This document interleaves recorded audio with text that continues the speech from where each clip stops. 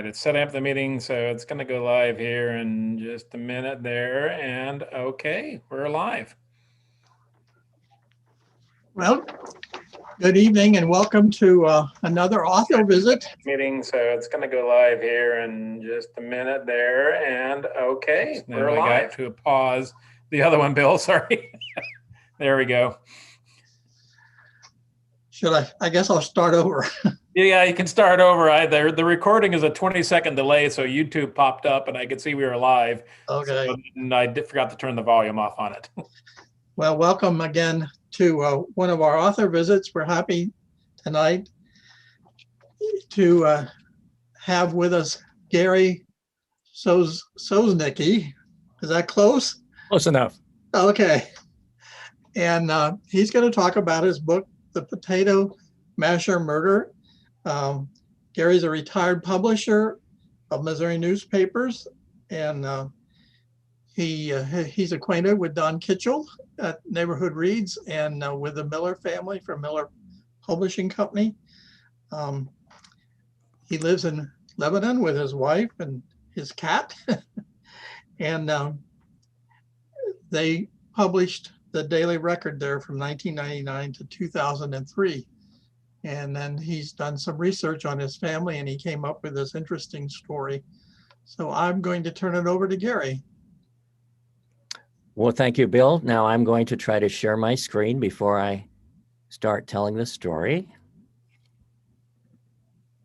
And I think we are there, and I'm going to do this slideshow. All right. Does that look good? Great. Okay, terrific. Well, thanks again, Bill. This is my 28th presentation about the Potato Masher murder and my 10th to a library group.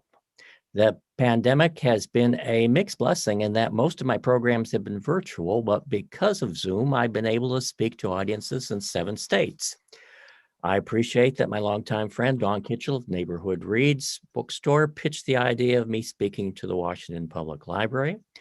And Bill already mentioned this, that my wife and I have been in the newspaper business for many years and are longtime friends of the Miller family. And Bill Miller was one of our mentors when we bought our first newspaper in the 1980s.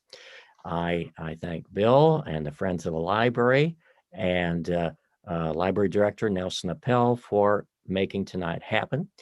As Bill mentioned, I'm coming to you tonight from Lebanon, Missouri, in the beautiful Ozarks. We're on I-44 and historic Route 66. Our Route 66 festival was just last weekend, and we're just a few miles from Bennett Springs State Park. I thank you in advance for letting me tell the story of how I uncovered the truth about my great-grandmother's horrific murder by her jealous second husband, and then wrote a book about it. So, who remembers when potato mashers looked like this?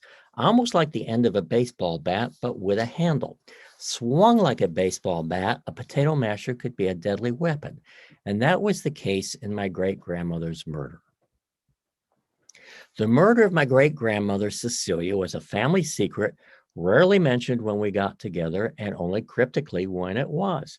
I spent a lot of time with my maternal grandfather, who pictured here, while I was growing up, but he never mentioned that his mother had been murdered when he was 14. Finally, in 1996, as I started researching our family tree, I got my mother to talk a little about the murder. She had the wrong year, the wrong location. She thought it occurred in LaPorte, Indiana, her father's hometown. But she volunteered enough information to get me started on what became a 24-year quest to learn the truth. That quest began with a letter I wrote to Fern Eddy Schultz, the state-appointed historian for LaPorte County, Indiana. Her detailed research uncovered when and where the murder occurred. It was September 25th, 1906, in Mishawaka, Indiana. She also located a copy of my great-grandparents' divorce decree. It's important to remember that Cecilia's first husband, my great-grandfather, beat her. It was the second husband who killed her. And this is a photo of Fern when I finally met Fern, which was in 2018 on my very last research trip to Indiana. Just so all those years later, I finally got to meet Fern. Fern also sent me the first of what would grow to dozens, perhaps hundreds of newspaper clippings about the murder.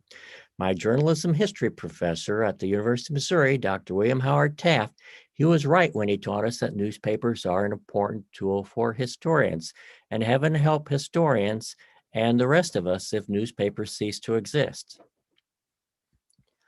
I wasn't the only family member who contacted Fern in 1996. Fern put me in touch with Paula Steiner, a distant cousin in California whom I didn't know existed. Paula shared what she knew about the tragedy, and most importantly, the only known photo of my great-grandmother, which you see here on the left, and of Cecilia's parents, James and Christina Henderson. The Hendersons were Scottish immigrants who settled in Kingsbury, Indiana, near LaPorte in the 1880s. She also shared with me a photo of her father and my mother, which I thought was really interesting that she had that. That's where my research stalled until 2016 when I broke my ankle 6 months into retirement and was largely homebound for 2 months. Fortunately, during that 20-year lapse, websites like genealogybank.com, ancestry.com, and newspapers.com were introduced. While I was laid up, I plunged back into investigating Cecilia's murder and discovered a treasure trove of material about it on the internet. By August 2016, I was recovered enough for my wife, Helen, and me to make our first research trip to northern Indiana. That trip included a day reviewing microfilm of the Mishawaka and South Bend newspapers, which have not been digitized, or at least they weren't 5 years ago, and other reference material at the Mishawaka Penn Harris Library's wonderful Heritage Center. We also visited key locations in Elkhart, South Bend, LaPorte, and Kingsbury that were related to the murder. We were disappointed to learn that the county archives in South Bend had disposed of the trial transcript years before. We found the county archives, and when we asked about finding a transcript from 1907, we were told, and this was a low point for me, we were told that they only kept felony cases for 55 years. But perhaps the biggest break in my research came the next month, and that's when Michael Vettman, archivist for the Indiana Archives and Records Administration, found the trial transcript in the Indiana Supreme Court files. In January of 2017, we were in Indianapolis for the first of 2 visits to review the transcript. This is when I realized I had enough material for a book. I finished the first draft of the book in February 2018, and you can see I posed there for the obligatory Facebook photo. There were 12 drafts eventually, and until recently, most of them were stacked behind me here against the wall behind my desk. We did a little cleanup during COVID. I began looking for a publisher in August of 2018, and I knew that the big New York publishers wouldn't be interested in a first-time author without an agent. So I targeted smaller publishers that solicit manuscripts about true crime and or regional history. I had 8 rejections. One publisher was interested enough that I cut 25,000 words out of the manuscript at its request. I got it down to 63,000 words, which was still 3,000 more than they wanted. The rejection came on the day I expected to get a contract. But Kent State University Press was seriously interested from day one. I signed my contract in September of 2019 and completed my review of the page proofs in April of last year. I learned that it is not a short process when you're working with a publisher for the book to actually get published. I think the cover design by Kent State University Press is just beautiful. I really like the cover. So now we're going to talk a little about the murder. The story takes place in 3 of Indiana's northernmost counties. Let me get my cursor going here. A region that is sometimes called Michiana. You can see Lake Michigan here. It's not a real sophisticated map. Cecilia's family, the Hendersons, settled in Kingsbury, which is in LaPorte County. Charlie Hornberg, her first husband, my great-grandfather, also came from LaPorte County. Her second husband's family, the Ludwigs, settled in Elkhart County. The Hendersons came from Scotland, the Ludwigs from Germany. Then St. Joseph County in the middle is where the murder occurred and the trial occurred. Cecilia was 15 years old and 7 months pregnant with my grandfather when she married Charlie Hornberg in 1892. Let me repeat that. 15 years old, 7 months pregnant when she had to get married. I imagine that made my great-grandfather, Charlie Hornberg, very popular with the Hendersons when they found out about that. My grandpa was born in 1892. His sister Lyle was born in 1894. The marriage broke up 7 months after Lyle's birth when Cecilia moved out of the house. In the divorce decree, and this is the divorce decree right here, in the divorce decree issued in February 1896, Cecilia charged Charlie with cruel and inhumane treatment. Cecilia gained custody of the daughter. The son, my grandfather, lived with his father. And that's the oldest photo I have of my grandpa there at the bottom right. That's on his wedding day when he was 23. The divorced Cecilia met her second husband, Albin Ludwig, and that's Albin with a B as in boy, Albin Ludwig, in February 1901 in Elkhart, where she was working as a domestic. So she was 2 counties to the east. Albin was the new owner of a saloon on Main Street in Elkhart, and there's a bank there today. This is a main intersection in downtown Elkhart. The Monument Saloon was named after a Civil War monument a few blocks away. Albin and Cecilia were married on November 1st, 1901. They were a mismatched couple from the start. Albin was 7 years older. Cecilia was at least 3 inches taller. She was a big girl. All those Henderson girls were big girls. Albin would claim later that Cecilia did not have any money or many clothes at the time of their marriage. I did not care about it, he said. I married her only for love. The newlyweds tried living with Albin's widowed mother in Elkhart, but after Cecilia was accused of striking Albin's mother, and 10 days later, her sister-in-law, the couple was booted out of the house. They lived elsewhere in Elkhart until Albin was able to sell the saloon. In 1903, they moved 11 miles west to Mishawaka for a fresh start. They bought a house in a new neighborhood at what then was the north edge of town. You can see the railroad tracks were right behind their house, and there were only 5 houses on this block of Marion Street at the time. There was nobody across the street. This was a cottage down here that was being built at that time. Albin found work as a shoemaker at the Mishawaka Woolen Manufacturing Company, a leading employer often called the Rubber Works because it made rubber shoes. I continue to do research on the murder, and I recently discovered that when that plant finally closed in 1997, it was making Uniroyal tires. So it came a long way from rubber shoes. There was tension in the marriage. Albin, who is said to have a ferocious temper, had caught Cecilia with other men, including twice in their own home, once hiding in a bedroom closet with a boarder. Now, Albin never came right out to say this, but his implication was, and he said this many times, he remembered the exact date, the implication was when he caught them hiding in the closet, neither one of them was wearing clothes. So besides being flirtatious and perhaps promiscuous, Cecilia had a foul mouth and a temper almost as bad as her husband's. Matters escalated this summer of 1906 when Cecilia's sister Jean, her own marriage falling apart in Nevada, where her husband was a mining engineer, moved in Ludwig's home with her 2 young children. On the evening of Monday, September 24th, 1906, Albin surreptitiously followed the 2 women to the 4 corners of downtown Mishawaka, and watching from the southeast corner, he was standing right here under the awning. From the southeast corner, he saw them talk to a man up here in front of the drugstore on the opposite corner. Then he watched them walk north to a boarding house with that man, where they met another man, Fred Young, who would go back to the house with them. Albin thought both men were having affairs with Cecilia.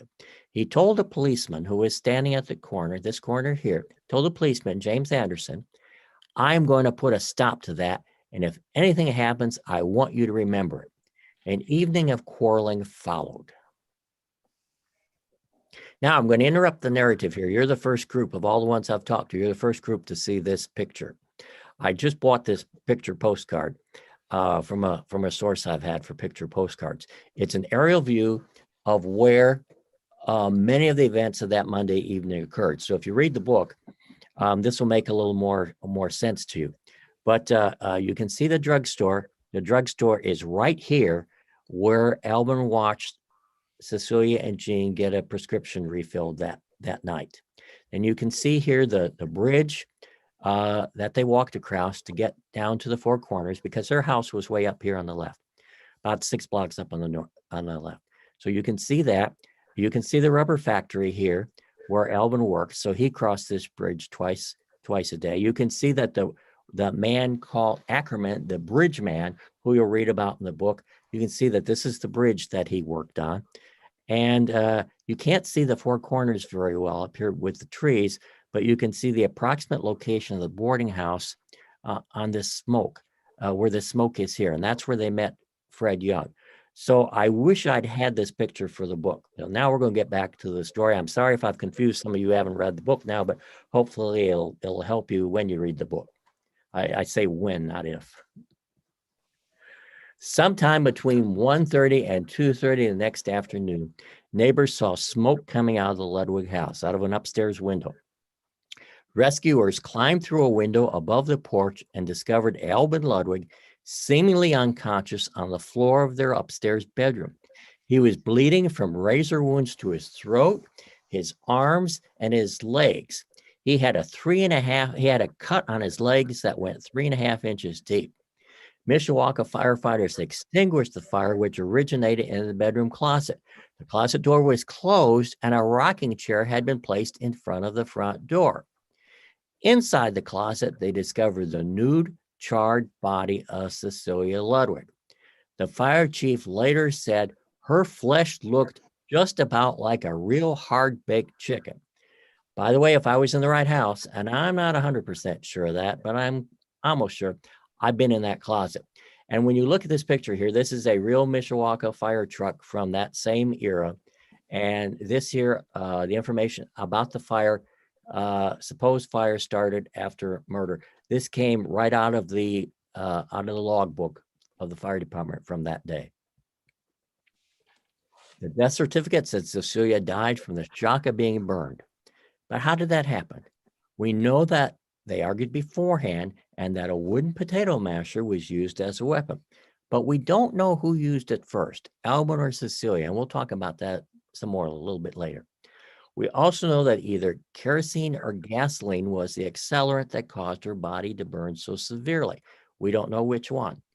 And how did all this happen? And how did fresh blood end up elsewhere in the house? As newspapers covered the tragedy graphically, explicitly, and speculatively, Albin Ludwig slowly recovered from his knife wounds under guard at South Bend's Epworth Hospital.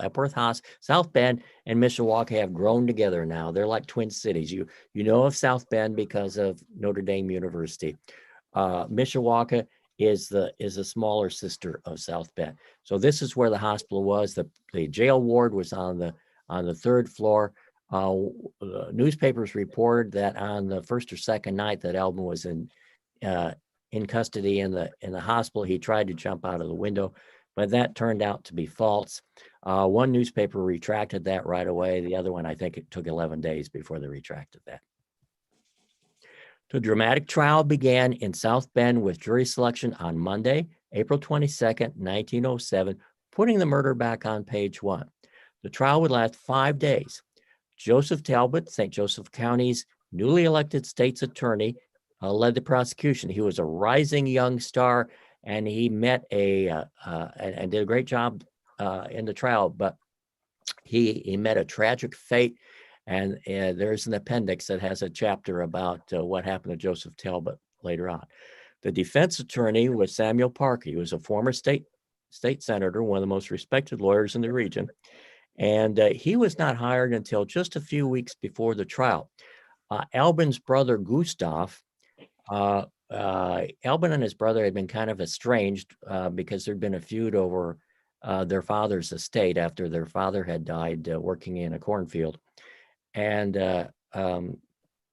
whether Gustav was too cheap to hire a lawyer or whether there was such bad blood he didn't want to hire a lawyer for his brother.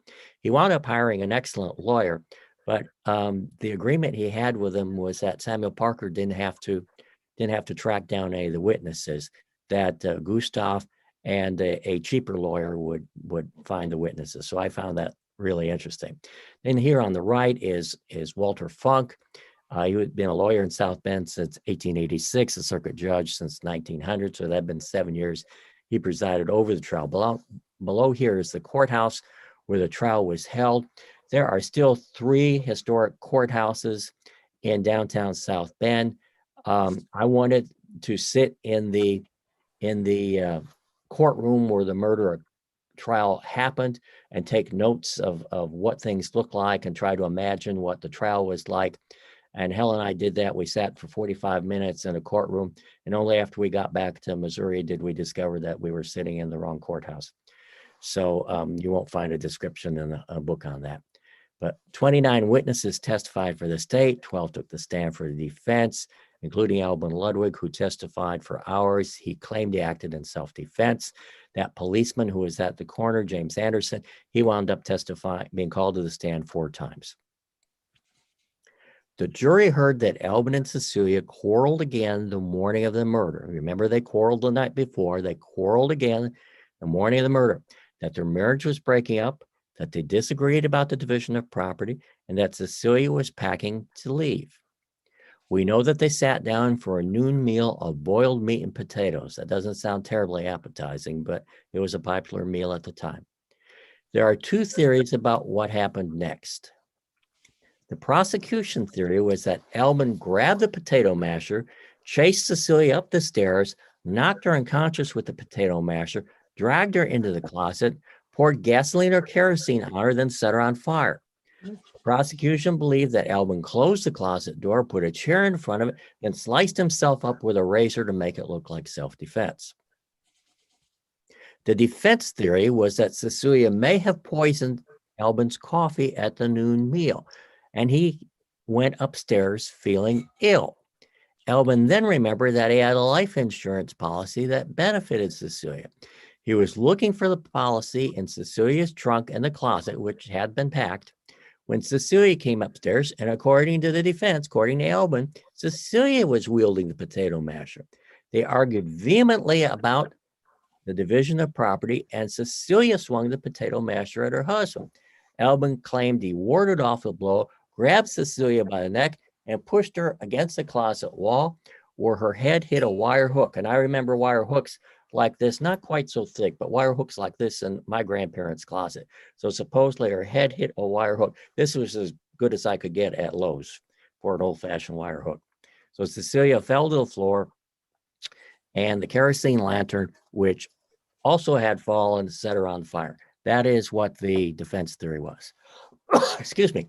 At the trial, Ludwig admitted choking his wife in the closet, but he could not remember anything that happened afterward. The trial coverage was riveting. The newspaper coverage was explicit, but with no witnesses to the crime other than the defendant. All the evidence was circumstantial. A partially burned potato masher found in a closet was introduced as Exhibit A. I've been asked, was that the potato masher? No, I bought this at an antique store in Rolla, Missouri. Ludwig had hoped for a verdict of manslaughter, which carried a sentence of 2 to 14 years. Late on the evening of the trial's 5th day, the jury returned a verdict of second-degree murder. Murder with malice, but not premeditation. There is no question in my mind that Albin Ludwig killed my great-grandmother, and the potato masher was used as a weapon. But again, who swung it first, Albin or Cecilia?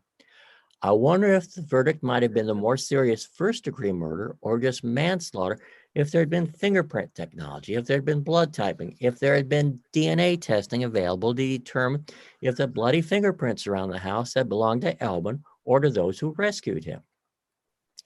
I wonder whose fingerprints are on the bloody straight razor that caused Albin's wounds, Albin's or Cecilia's. Or in the case of a couple readers have told me they think it was one of Cecilia's boyfriends who might have stabbed Albin with the razor. I wonder if a tin can found in the closet that contained gasoline or kerosene or if it simply smelled like smoke. I wonder what the impact was of the crime scene having been accessed by neighbors and even reporters like me, like Bill Miller, before the investigation was completed. I wonder why Albin's brother was allowed to sweep up debris in the closet, then testify about evidence he supposedly found there. Or did Gustav plant it there? I wonder if today's technology would show that Albin's coffee cup contained traces of poison. They're taking that Missouri City and COVID stuff. Someone on the phone there? Okay. I wonder if today's technology would show that Albin's coffee cup contained traces of poison. He thought the coffee Cecilia served him at the noon meal tasted peculiar that day. Albin did suffer from throat injuries that day, but he also might have drank poison in a suicide attempt. I wonder if traces of blood were on the potato masher found in the closet. And I wonder if Albin's sentence would have been harsher if Cecilia's sister, Jean, who witnessed the quarrels leading up to the murder, could have been found to testify. Jean had taken off back to Nevada, where her husband had discovered gold. Albin Ludwig was sentenced to life in the Indiana State Prison North in Michigan City. He served only about 16 years, a term not uncommon for Indiana life sentences of that era. I have researched wife murders, as it was called, air quotes, wife murders in Indiana of that decade. And if they didn't hang you, you usually got out after 15, 16 years.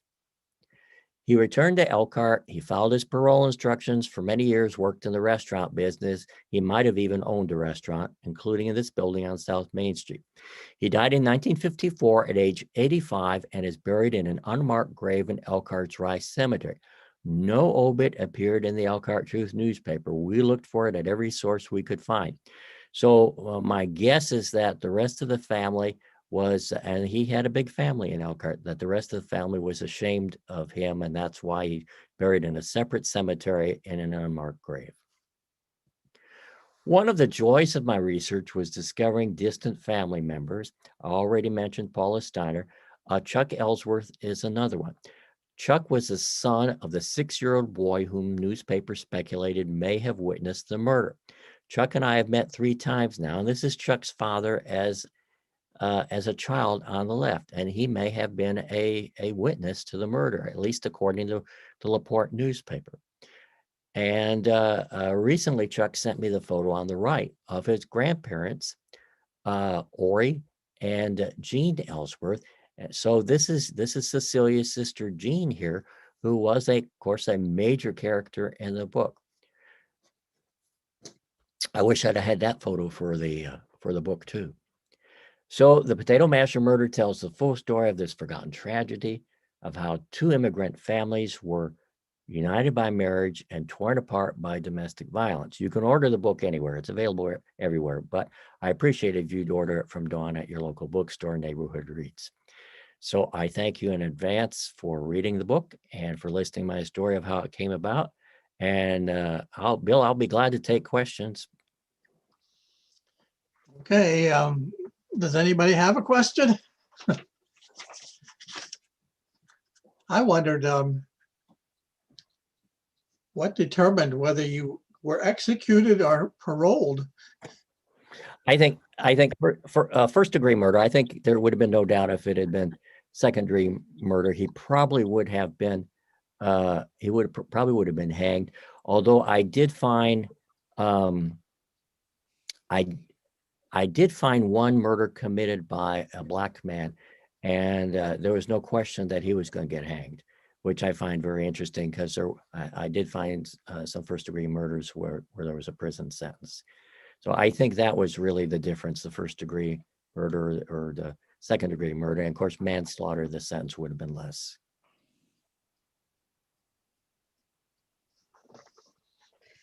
Anyone else? I haven't read your book yet, but I will get it from Dawn. I can't wait to read it. It sounds very interesting. And what a lot of research you did for that. It's interesting to hear how you did all your research. Thank you very much. Now, you have a question. Oh, I'm sorry. I don't have a question. I just wanted to comment that I think what you've done is very interesting. And I'm anxious to read it. I'm so sorry. That's all right. That's all right. I can stay as late as anyone has questions. You know, on some of these ones that I've done, especially those in Indiana, where some of the family lives, the family members who I have met, family members on both sides, on the Ludwig family and on the Henderson family, they have joined in the conversation afterwards, and that has been really neat because they've been able to talk about how their families reacted to this. I'll tell you what I'm often asked is, how did your family feel about you exposing this dark family secret? And my answer is that I'm one generation removed from when this. Are we still on? Yes. We're Okay. still on, yes. All right. Yeah. Okay. I'm one generation removed from when this might have been an issue. My wife and I have joked that my mother would be proud that I had a book published, and she would have been terribly embarrassed by it because of what the neighbors might think, what her neighbors might think. And of course, the joke is that the children of all of her neighbors, everyone in the neighborhood where I grew up, all the children have bought copies of the book. So that's the joke. Their parents aren't alive anymore, but they've all read about the dark family secret. I'm sort of interested in how tragedy like this rolls down through generations, like a traumatic event like that. And you said your father, when did he never told you about this? My grandpa never talked about it. My mom didn't talk about it. My little brother and I, he and I have talked about this, that when we would be at our grandparents for Christmas or Thanksgiving, when it would be a big, family gathering, it wasn't a big family, but we'd have a family gathering, we might be watching TV in the front, and our parents and grandparents and my godfather might be at the dining room table, and you could hear them talking about it sometimes. And that was all would be cryptic conversations. And I know there were references to Cecilia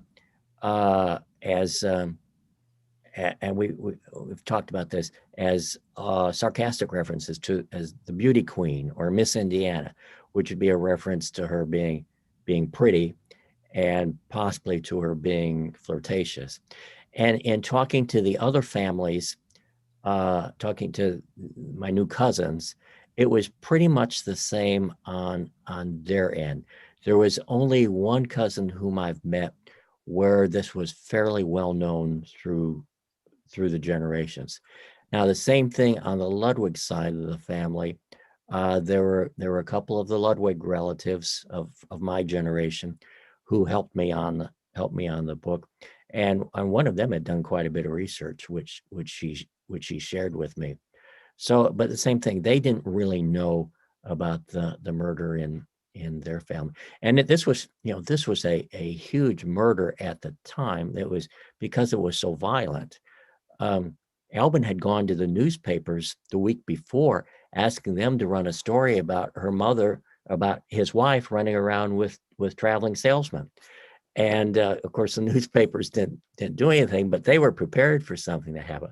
And I've got this theory that there was a mass murder a couple years later in LaPorte. And I may be pronouncing the name wrong, but the murderess was Belle Gunness, and it was in LaPorte, and she killed more than a dozen men, and also there were some women who were killed too. And there's been, I think the most recent book written about that is called Hell's Princess by Harold Schechter. And I think perhaps that murder took attention away from the Cecilia murder because that was a national story at the time. So that may be why this murder was forgotten. Was her friend interviewed, the one that was walking with her the day before? Her sister, Jean disappeared. Jean conveniently disappeared when her, and that would be Chuck Ellsworth's grandmother. Jean and the kids, they went initially, I think they went initially to LaPorte because that was the LaPorte newspaper that wrote the story about the little boy maybe have been a witness. So that's probably why they went to LaPorte. They went to Kingsbury, where the parents were, and then they took off back to Nevada, where the husband was mining for gold. Chuck Ellsworth and I have talked about this, and based on the time frame that he's aware with, she went back for a while after he discovered gold and flirted around. She was as much of a flirt as Cecilia was, and then the marriage broke up for good. So I think if Jean had been around to testify, I think he would have got first-degree murder, because Jean witnessed. She was a contributor, but she witnessed all the events the night before. She witnessed some of the threats, some of the language, and she was there that morning. And I suspect that if Jean had been there, he might have gotten first-degree murder, assuming that it happened the way the prosecution said it happened. Interesting. You can see why I was so interested to actually see a picture of Jean, because she was a major character in the book. And we don't know where, and we know she left and you've traced her a little bit, but we don't know her final. Yeah, she remarried, and remarried in California. And the son actually, even though she abandoned the son, and the son was raised by his father, it should be Charles Ellsworth, was raised by his father out there, but the son bought a house for his mother and her new husband, and Chuck Ellsworth spent time after school, would go visit. He visit them. He said she was not the friendliest woman, but she baked good cookies. Is the house still standing that was set Yeah. on fire? Yes. And I may have been in it.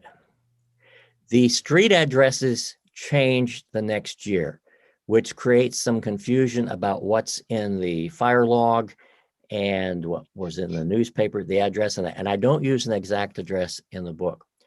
And I didn't know that at the point that our first trip to Mishawaka, I didn't know that house numbers had changed. So I staked out a house until the owner came home and talked to him. And after he calmed down a little bit, he invited me into the house and let me go up to see the closet. But now, knowing about some address changes, not knowing how many times the street numbers may have changed in the century after that, it's either that house or the house next door to it. When you read the book, you'll see there's a description of the windows over the porch. And the house that I was in did not have windows like that. The house next door did. So it's possible over a century the windows were changed in a house, but it's also possible it was the house next door is where the murder occurred. But either way, they're both still standing.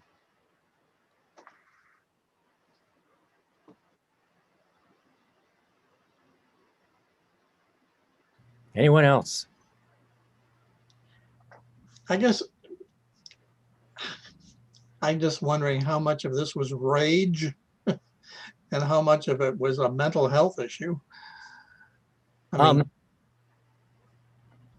I think it was rage. I also think some of it might have been language issues. Cecilia and Elvin got kicked out of the mother-in-law's house in Elkhart after she had struck the mother and her sister-in-law. And it wasn't until a couple months ago when I was looking through an old census report, I realized that the mother-in-law only spoke German. That was her primary language. And, you know, there could have been a language issue. And the same thing that might have been a factor, but you know, that marriage was in trouble. You'll see examples in the book where Cecilia takes off for extended periods of time, and examples of where Albin has attacked her before and has threatened her before, but you'll also see examples where Cecilia has threatened Albin. So it was not a marriage made in heaven, even though Albin repeatedly said that he loved her. And he begged her not to leave. You know, when she was moving out, he begged her not to leave.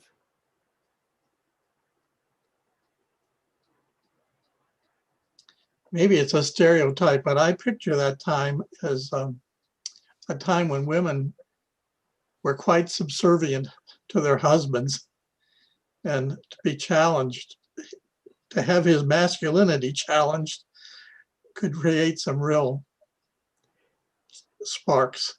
You know, Bill, the irony of that is that on the day of her murder, and I mentioned this in the, I think the last chapter, or maybe in the epilogue, the day of her murder, one of the local newspapers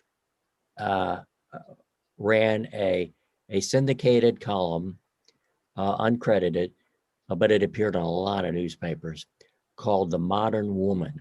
Oh, And it talked about how women no longer were subservient, how they had a mind of their own now, and that things were changing. And I think I write in that epilogue that Cecilia never had a chance to read that. Hmm. I think it's interesting that you said he didn't want her to get his life, that she was due to inherit some money if Yeah. she survived him. Yeah. And he didn't want her to get that. Yeah, there was a life insurance policy. I think it was $1,000 policy, and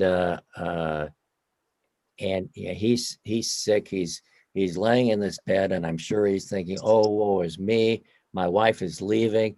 I'm sick to my stomach. I may have been poisoned. That coffee just didn't taste good." And all of a sudden, oh my God, there's a life insurance policy. Where's that life insurance policy? And he goes to a dresser and looks for the life insurance policy, and he can't find it. And then he says, maybe she packed it and took it with her. So he goes into the closet and with a kerosene lantern, because there's no lights in the closet, no window in the closet. He goes in the closet and starts digging around in the trunk, and it was a trunk he had given Cecilia so that she could leave. And I'm not sure that he had found it. It turned out it was in the trunk, but I don't think he found it before she came upstairs and they had the final confrontation. So I've been asked who got the money from the policy. I don't know. I assume that maybe the daughter got the money, but I don't know. I doubt that Albin got it, but it was a great question when I was asked that, and I don't know. Interesting. Yeah. Any other questions? Well, if not, Gary, thank you for your interesting presentation and for your interesting book. It is a good true crime story. And like Pat was saying, I really appreciate all the research you put into it. Gee. Well, thank you. Thank you very much, guys. It was a pleasure to speak to your group. Thank you so much. Yeah, Thanks. thanks. Thanks for watching. Thank you. Bye-bye. Bye-bye. See you, everybody. Good night. Bye.